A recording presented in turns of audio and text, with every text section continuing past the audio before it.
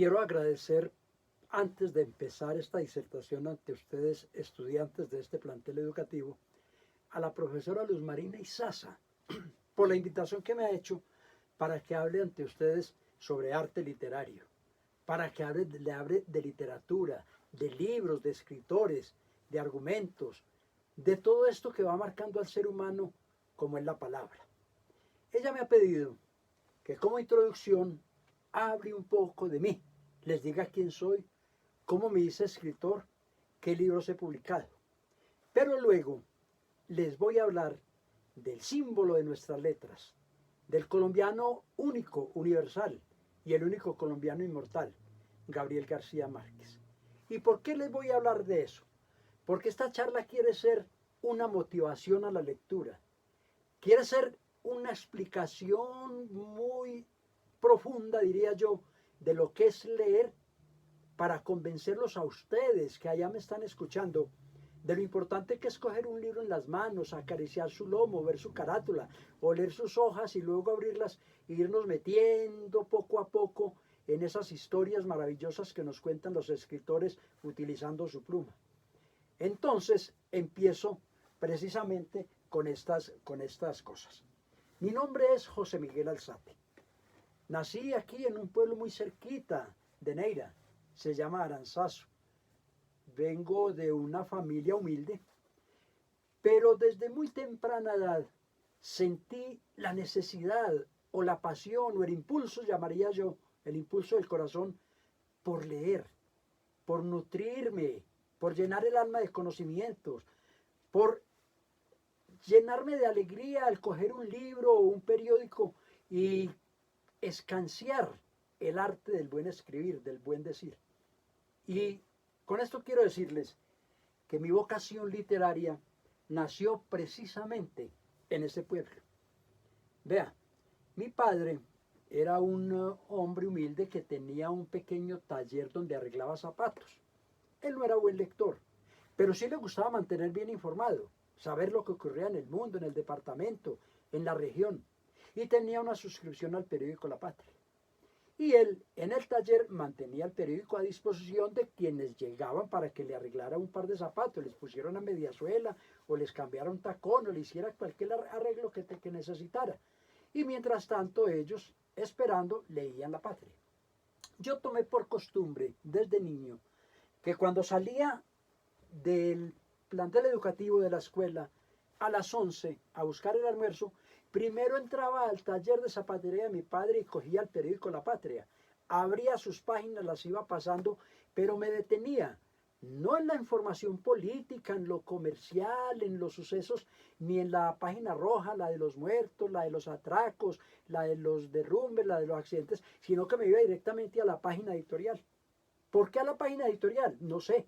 Tuve desde niño de pronto esa intuición de que yo algún día llegaría a ser columnista de un periódico, entonces quería nutrirme del pensamiento de quienes escribían en esa época en La Patria y aprender de ellos, aprender a manejar el lenguaje y aprender a decir las cosas bien dichas, a escribir bien.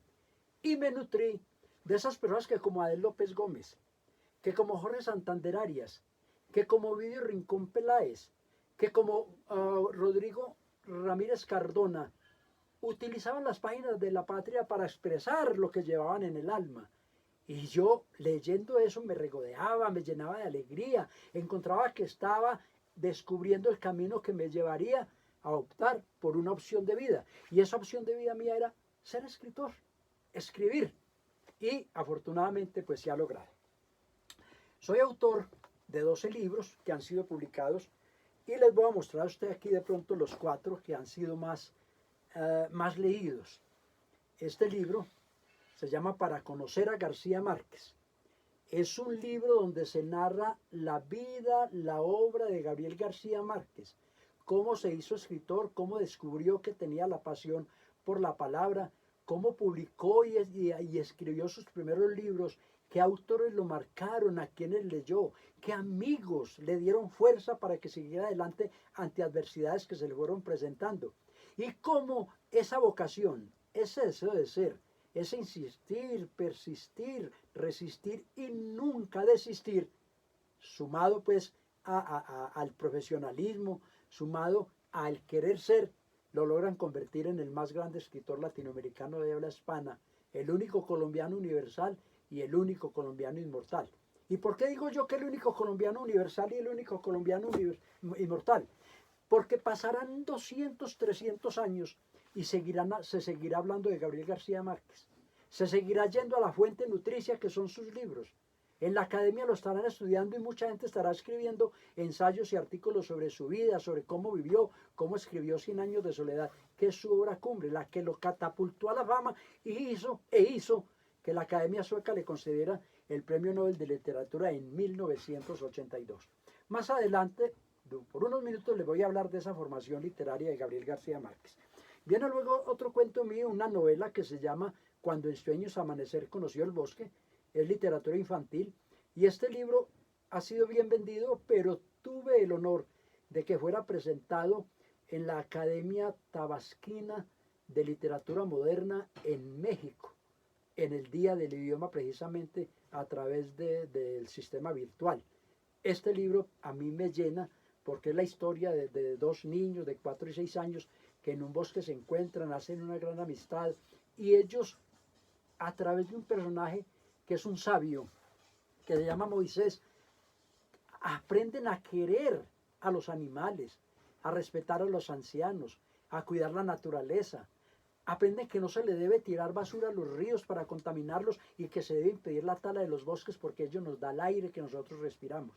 Es un libro que tiene para mí un significado muy especial porque para escribirlo tomé los sueños que mi hija a la edad de 5 años tenía con un amiguito imaginario. Ese amiguito se llamaba Tilolilo y es el personaje del cuento y ella se convierte en Amanecer para ir contando todas las aventuras, las cosas maravillosas, milunanochescas diría yo, que les pasa en el bosque. Porque Tilolilo llega en una alfombra voladora, lo trae un hombre que luce un turbante en la cabeza y él llega ahí porque lo raptan en el pueblo y lo traen y la mamá después llega a rescatarlo y la mamá tiene el poder de transformarse en mariposa, en una paloma, en un perro, en un caballo para cuidarlo mientras está en el bosque y después llega por él y llega también en una forma voladora. Mientras Amanecer, el personaje femenino, una niña de 6 años, todas las noches sueña con él y lo visita a través de los sueños allá en el bosque. Y entonces se entretienen mirando la naturaleza, observando los árboles, viendo a los pájaros cantar desde las ramas, viendo cómo las ardillitas brincan por todas partes y viendo cómo las mariposas revolotean por todos los lados. Luego viene un libro que se llama Historia de un pueblo encantado, que son 13 cuentos, casi todos ubicados en un espacio geográfico que se llama San Rafael de los Vientos, que es la transposición poética de Eloy Aranzazu, el pueblo donde nací. Y aquí se encuentran muchas cosas especiales que fueron realidad, pero sobre todo hechos de sangre, la violencia que durante tantos años ha azotado a Colombia y que aún nos sigue azotando. Y luego una novela que se llama San Rafael de los Vientos, una novela donde cuento en forma narrada con personajes que les doy una caracterización humana, quienes lo fundaron, el primer alcalde, el primer cura, el desarrollo del pueblo, el proceso de colonización y paralelo una historia actual donde una mujer muy hermosa es asesinada por celos de un agente de la policía. Bueno, ya mostrándole estos libros, diciéndole qué contienen, ya entro a hablarles a ustedes de lo que es el arte de escribir. Y les voy a dar una prueba importante de que la vocación es indispensable para uno cristalizar un sueño. Y vuelvo al tema que le hablaba hace un momento de Gabriel García Márquez.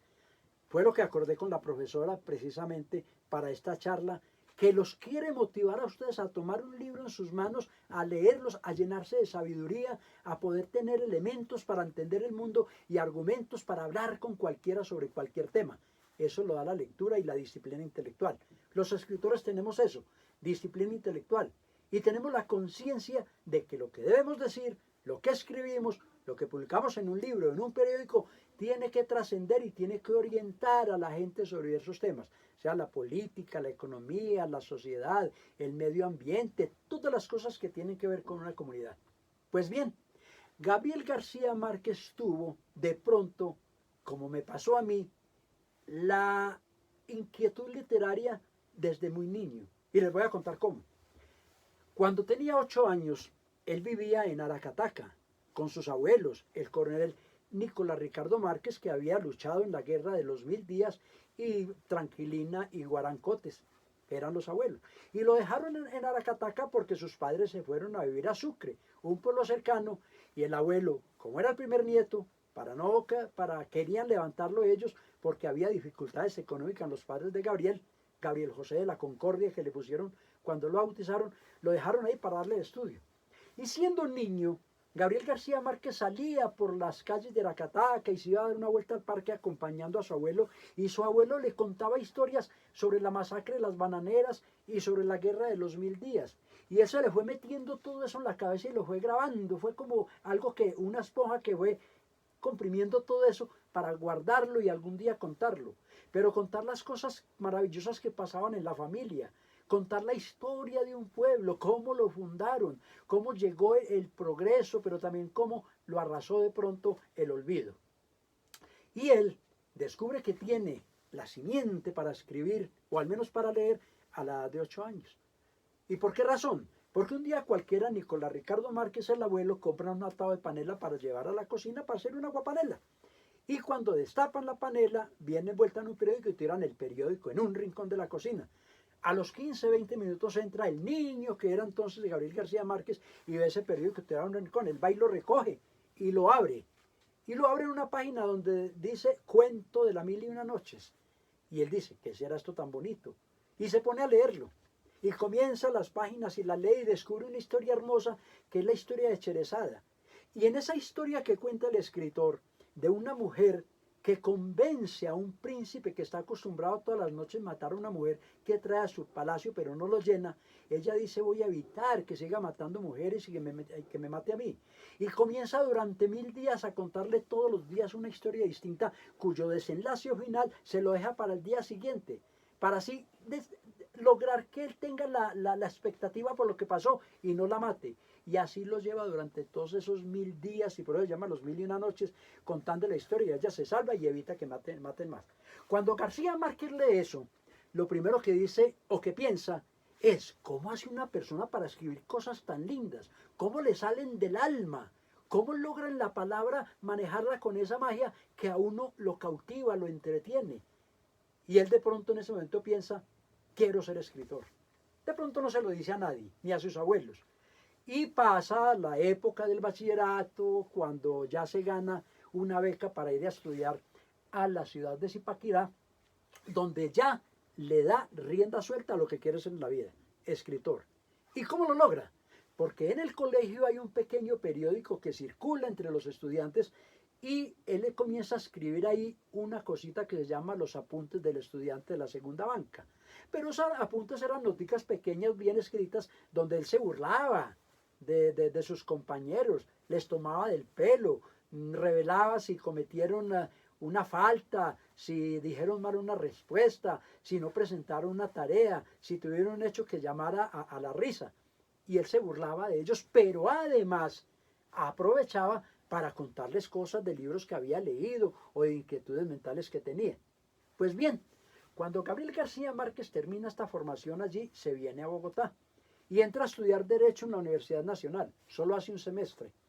Corre el año 1947. Y un día cualquiera, el magazine dominical del Espectador, que lo dirigía entonces Eduardo Salamea Borda, saca una notica, dice, convocamos a los escritores jóvenes del país, a esas personas que estén trabajando con la palabra para narrar y contar historias de vida, para que nos envíen esos cuentos. Si tienen calidad los publicamos, si no, no. Pero queremos ojalá descubrir un escritor que tenga la magia en el manejo del lenguaje, que tenga la imaginación sorprendente, y apoyarlo para que de pronto surja el escritor que Colombia necesite, que nos eleve a los pedestales de la fama a nivel internacional o mundial. García Márquez acepta el reto. Se lo acepta porque un compañero que vive con él en la calle Floriana, en una pensión humilde de la calle 16 con carrera octava de Bogotá, cerca de la avenida Jiménez con carrera séptima, le dice, acepte el reto, mande un cuento. Y él tenía escrito un cuento que llamaba La tercera resignación. Coge un sobre, lo mete y manda una notica junto con el cuento donde dice, ahí les envío ese cuento aceptando el reto que ustedes proponen. Si les gusta y lo publican, muy bien. Si no les gusta, bien, pues tiren al cesto de la basura, que no pasa nada.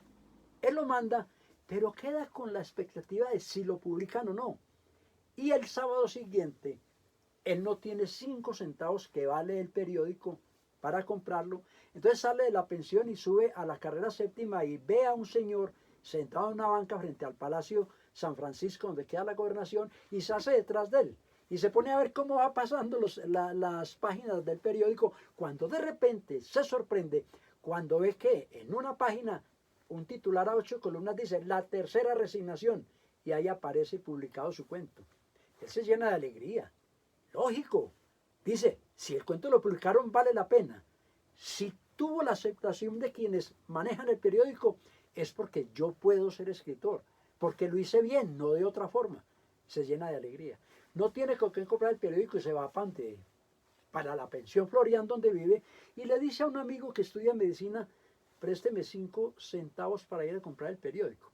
El amigo, que luego es personaje de la crónica de una muerte anunciada, cuando matan a Santiago Nazar por la deshonra que cometió en la hija de las hermanas, la hermana de los hermanos Vicario, a quien matan. Entonces él compra el periódico y sorprendido y feliz se lo muestra a todo el mundo, lo que hace todo escritor cuando publica su primer libro o su primer artículo en un periódico.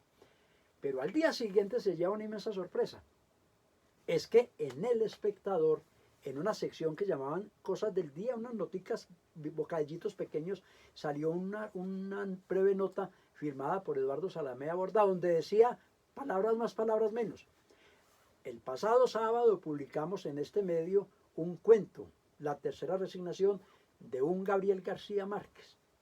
Nos pareció tan bueno el cuento, tan innovador en el estilo, como con tanto conocimiento del arte narrativo y un lenguaje tan especial y tan bonito, que lo publicamos. Pero queremos invitar a este joven, que no sabemos quién es, a que nos siga mandando sus cuentos, porque tiene calidad literaria para apoyarlo, y sígalo mandando para publicarlo.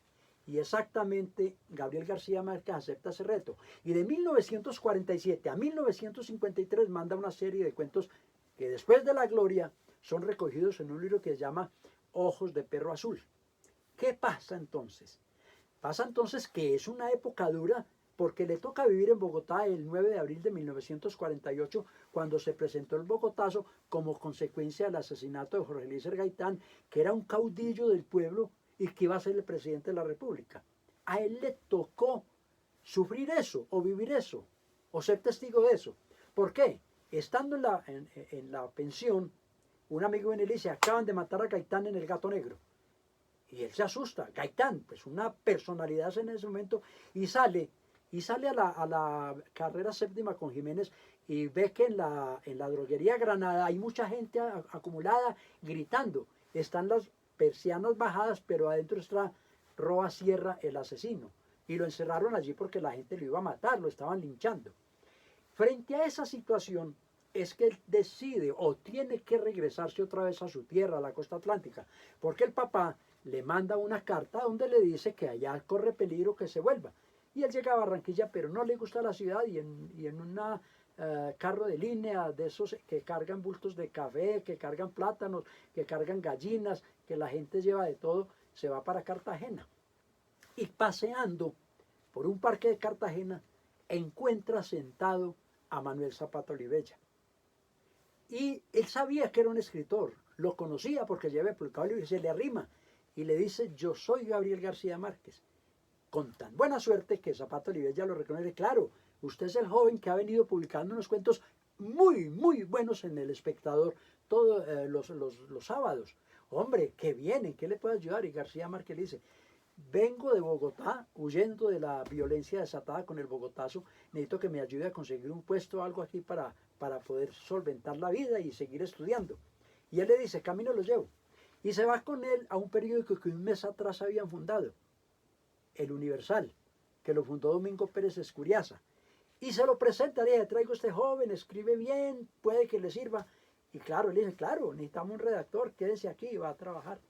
Pero ahí Gabriel García Márquez se encuentra precisamente la fuerza para poder dedicarse totalmente a la literatura y ser lo que fue, el más grande escritor de habla hispana. ¿Por qué razón? Porque el jefe de redacción de ese periódico, que se llamaba Manuel Clemente Zavala, es un tipo con una formación intelectual importante. Es un buen lector que además escribe y sabe mucho del arte de escribir, cómo se debe escribir y descubre las fallas de los demás. Y él lo pone a escribir crónicas, a hacer noticias, a hacer comentarios de cine, hasta editoriales. Pero le corrige con mucha responsabilidad lo que va escribiendo. Él dice, este término no lo utilice, la palabra no se puede hacer así. Bueno, Gabriel García Márquez aceptó todo eso. Pero además él le indicó, como tenía como una capacidad creativa, unos deseos de ser, de llegar a ser, le recomendó escritores.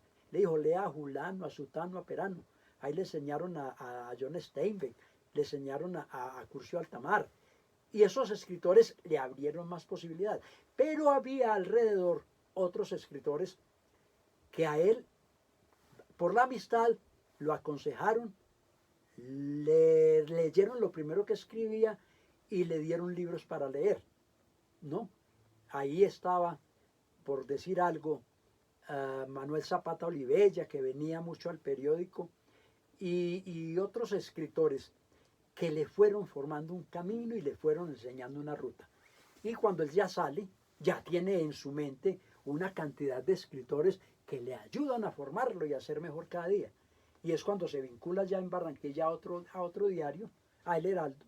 Y allí forman el llamado Grupo de Barranquilla, que era una asociación de escritores intelectuales jóvenes, inquietos, apasionados por la palabra, amantes de la lectura, que acumulaban libros y lecturas, y en ese medio le enseñaron cómo perfeccionar el estilo y le mostraron autores que lo marcarían definitivamente como gran narrador.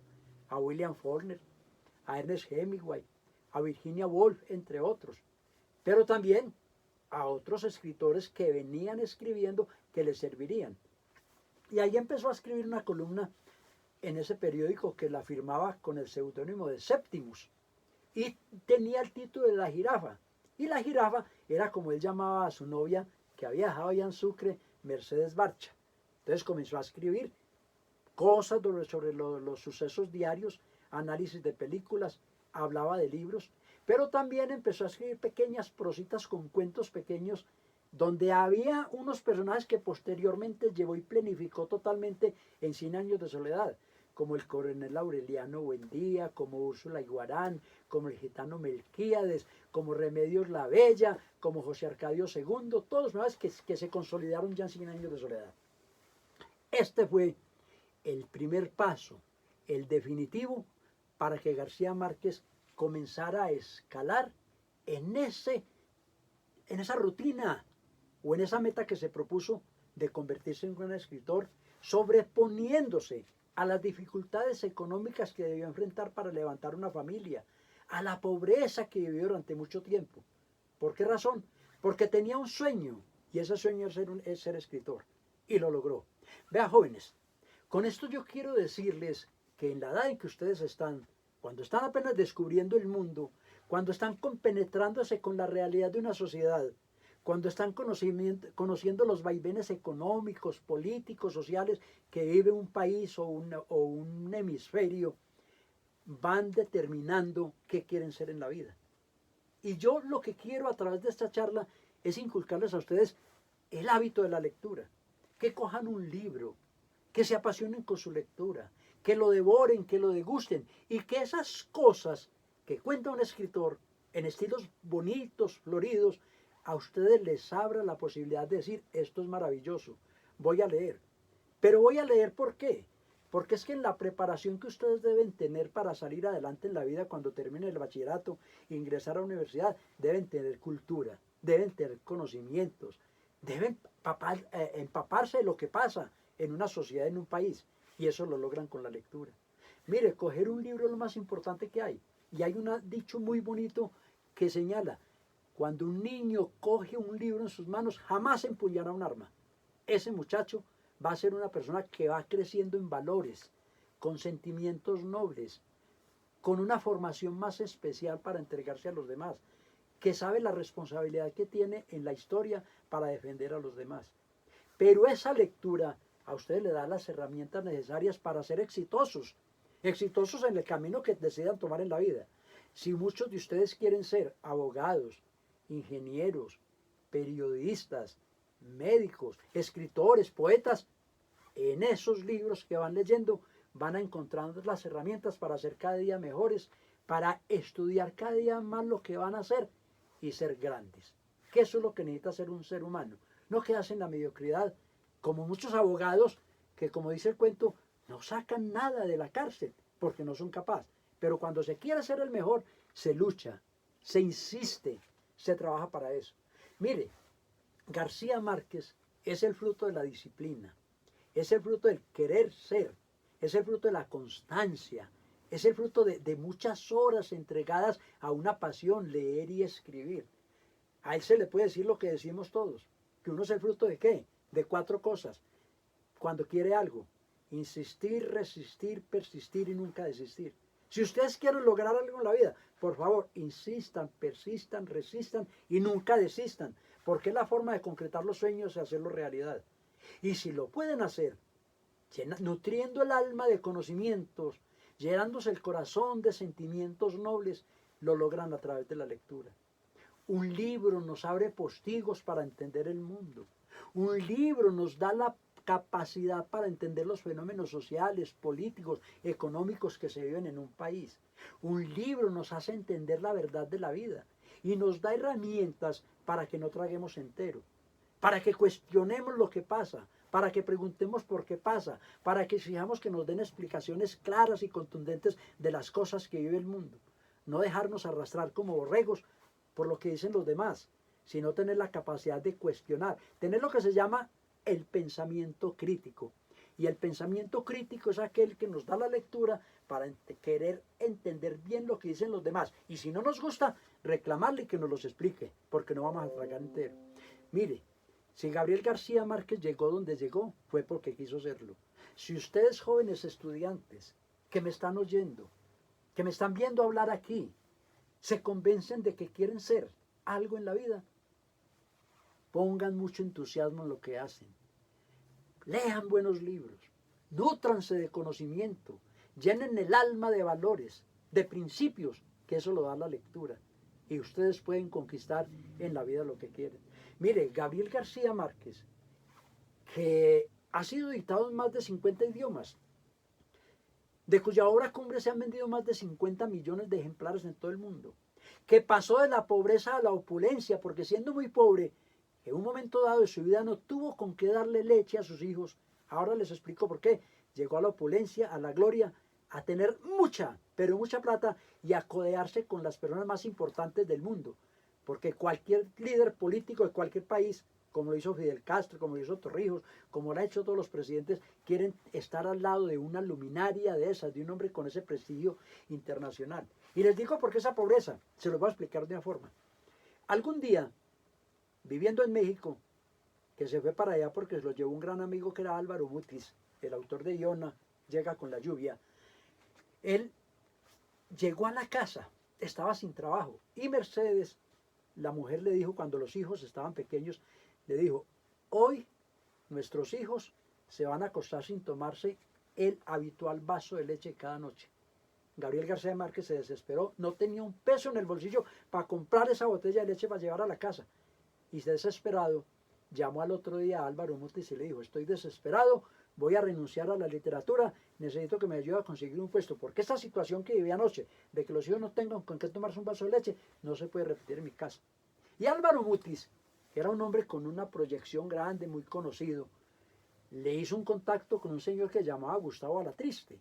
Gustavo Alatriste era el dueño de 2 revistas de no muy buena calidad periodística, y le dijo y era además productor de cine, y lo convenció para que llamara a Gabriel García Márquez a una entrevista a ver si le da trabajo. Cuando le dice Álvaro Mutis a García Márquez que se va a encontrar con él en el Hotel Presidente en Ciudad de México, García Márquez vive una situación muy dura. Tiene los zapatos, como dice el cuento, los zapatos rotos, la suela despegada, y cuando camina, pues la suela para allá para acá. Y él, con pena de que le vieran esa situación, llega solo al hotel y habla con Alatriste. Pero cuando terminan, se ponen de acuerdo en que va a trabajar en las revistas. Alatriste le dice, vámonos pues, caminen para tomar. Y García Márquez le dijo, no, vaya usted primero. Él se queda ahí disimulándose, porque no quería que le viera ese zapato que tenía con la suela despegada, porque no tenía con qué hacerlo arreglar. Es una historia que se repite posteriormente cuando un día, un diciembre, él no tiene con qué darle un regalo a los hijos. Y desesperado les dice, hijos, aquí no hay niño Dios, pero les puedo asegurar que dentro de muy poco, dentro de unos años, por el portón de esta casa va a llegar un tipo con una maleta llena de dinero, repleta de dinero, y ese dinero va a ser para ustedes. Y así pasó. Cuando comenzaron a llegar los derechos de autor de 100 años de soledad por las ventas millonarias que estaban haciendo, después de haber sido publicado el 30 de mayo de 1967 por Editorial Suramericana de Buenos Aires, un día un gerente del banco lo llamó y dijo, señor Gabriel García Márquez, aquí hay un poco de plata que mandaron para usted, por favor venir por ella. Y él le pide el favor, le dice, hágame un favor, señor gerente, ¿por qué no me trae en una maleta esa plata hasta mi casa? Yo la recibo aquí. Y el señor le dice, claro, con mucho gusto. Empaca en una maleta, llega a la casa, toca, cuando timbran, le dice García Márquez a los hijos, vea, ahí está lo que les prometí. La maleta llena de billetes, vaya, abran. Ellos van y les entregan la maleta, cuando la abren se deslumbra de ver tanta plata, algo que no habían visto nunca. Eso lo logró. ¿Por qué? Por la dedicación, por la responsabilidad y el querer ser. Porque se forjó un futuro, porque tuvo un sueño y ese sueño lo hizo realidad. Jóvenes, ustedes que me escuchan, hombre, fórjese un sueño, que el hombre que tiene sueños los conquista y sobresale y se supera y es orgullo de una sociedad, de una familia, de un entorno. Ustedes pueden serlo. Sean el mejor abogado, sean el mejor ingeniero, el mejor médico, el mejor escritor, lo que quieran ser en la vida, pero sean los mejores. Así sean un trabajo humilde, háganlo bien, háganlo con responsabilidad, como lo hace el escritor. El escritor, cuando yo me siento frente al computador a escribir lo que necesito escribir, porque yo escribo unas columnas en el diario El Tiempo, y me toca hablar de todo, de libros, de problemas sociales, de lo que pasa en el país, de política también. Tengo que hacerlo con mucha responsabilidad porque sé que lo que estoy diciendo lo va a leer mucha gente a través de un medio de comunicación tan importante como El Tiempo. Y uno se llama entonces orientador de opinión. Y de lo que uno diga, de lo que uno escriba, mucha gente toma ejemplos para hacer lo que hay que hacer frente a las circunstancias, cosas que uno está hablando. Jóvenes, me alegró mucho estar con ustedes hoy, pero me alegra más que yo sepa que el fruto de esta charla que he tenido con ustedes va a ser que ustedes van a coger un libro, se van a apasionar por la lectura, van a entender lo importante que es nutrir el espíritu de conocimiento para ser mejores seres humanos cada día. Y qué bueno que algún día, después de esta charla, una profesora como la que me invitó aquí hoy, Luz Marina Izaza, me dijera, esas charlas suyas despertaron no solamente el interés por leer, por coger un libro en las manos, sino que también despertó una vocación literaria. Alguien que dijo, quiero hablar como este señor que nos dio la conferencia, quiero escribir como otros escriben, y de pronto resulta publicando un libro. Muchas gracias a ustedes por la atención prestada, y a la profesora por la invitación, y les reitero, por favor, construyan futuro formándose bien intelectualmente. Muchas gracias por haberme escuchado.